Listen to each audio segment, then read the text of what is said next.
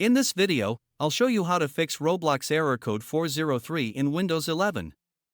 If you're seeing an authentication failed message, here are a few simple fixes you can try.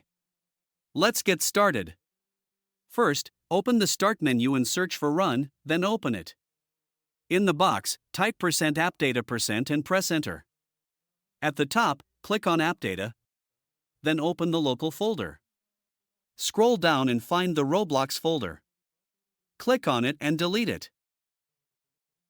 Once deleted, close the window and restart your computer. After restarting, try reinstalling Roblox and check if the issue is fixed. If it's still not working, open the Start menu and go to Settings. From the left-hand side, click on Apps, then select Installed Apps. Search for Roblox, click the three dots next to it, and select Uninstall. Confirm the uninstall. Now, open the Microsoft Store from the Start menu. Search for Roblox and install it from there.